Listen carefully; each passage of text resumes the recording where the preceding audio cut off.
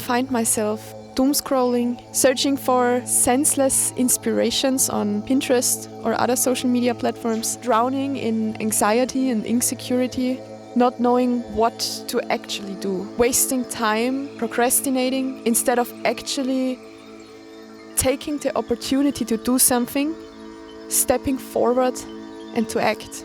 So we recently discovered 3 concepts that perfectly kind of describe what's going on, or like give us a understanding, let us categorize our thoughts and problems as artists. These 3 concepts we discovered are called fragility, resilience and antifragility. Let's talk about them.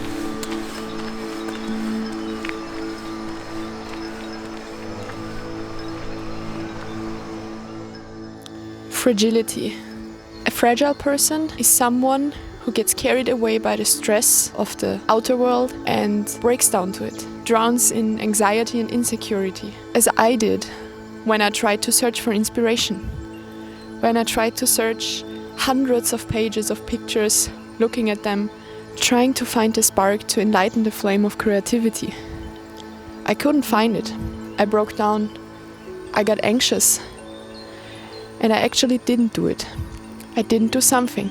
And even sometimes people are drowning in the endless downward spiral of consumption, consumerism, getting carried away by the newest trends, by the newest tech specs, and by all the new information, constantly falling down on someone.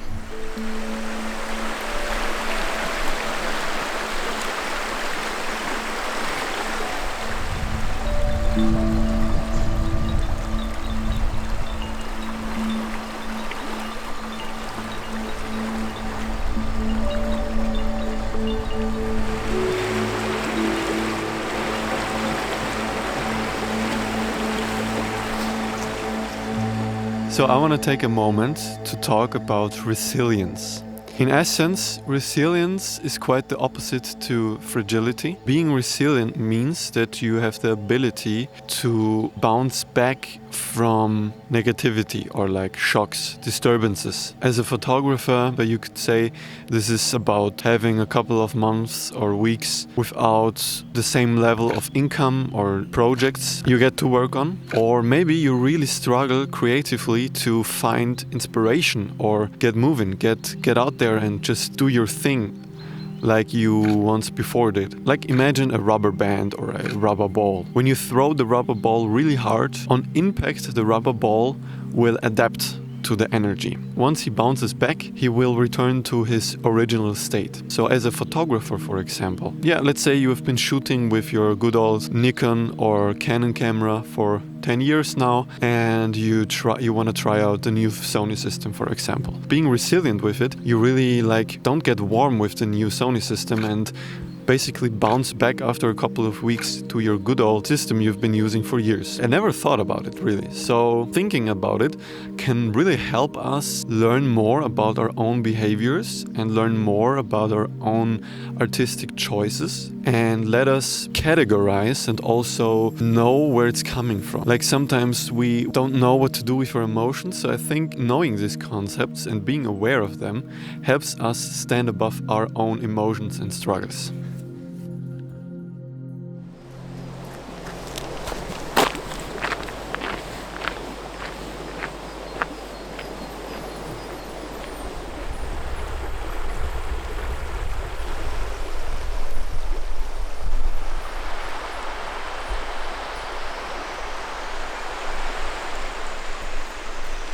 So where do I put the camera?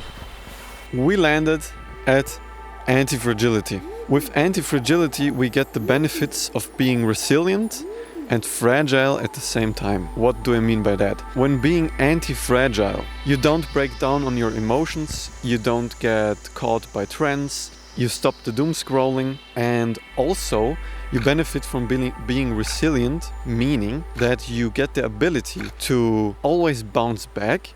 But when you're taking a leap of faith, you gain the ability of exponential growth, step by step becoming stronger and better, a better version of yourself every day. In your left pocket, you always have the ability to bounce back like a rubber band or a rubber ball, And in the right pocket, you gain the ability of trying new things out, taking risks, sometimes allowing yourself to be fragile with things without breaking.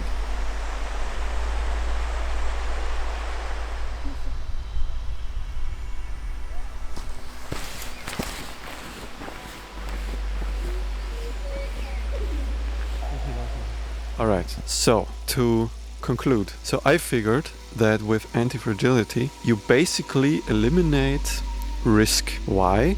Because when being anti-fragile, you always have the ability to bounce back and come back stronger than you were before. Like the snowball effect. When a snowball starts rolling down the hill, the core will always stay the same, but on the outside, the outer layers always gain mass and momentum and continue with that if you keep going. That's basically, it sounds very cringe at sometimes and maybe also a little bit too poetic or too psychological or whatever, but in reality it's really that simple, I would say. Being an artist, expressing yourself with art, whatever it may be, we just happen to be here with photography today and also videography, is truly one of the highest forms of human experience.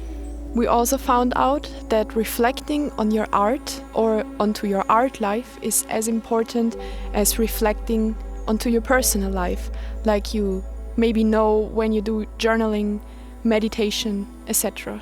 Going back to your old art, your old photos, reflecting on them and looking on where you are now is where you realize how much you've grown. Being anti-fragile also being anti-fragile also means finding your own path, your own preferences out of all the things life has offered to you. So do the inner work, ditch external sources, because external sources will lead you to drown in anxiety and insecurity. Instead of growing like a small seed, you water the seed and you grow, and you maybe grow into a big tree with strong muscles and strong roots.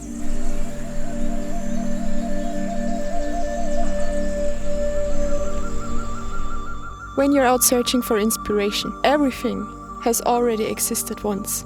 So don't pressure yourself that you must invent something new, that your pictures must be the newest thing of something. For example, when you go into a forest, you see a lot of trees, but you will never see the same tree again. Every tree is an individual one, and so are your ideas. Your ideas are not the same like other things you may have seen before. Your idea is an individual one, an outstanding one by itself. So go for it, go for your ideas, and don't go down a downward spiral. But when you realize an idea, it's becoming your own idea, because you are the one who realizes it and no one else. So, thank you for watching. As always, we say ciao. Let us know if these concepts also helped you as much as it did for us. See you in the next one.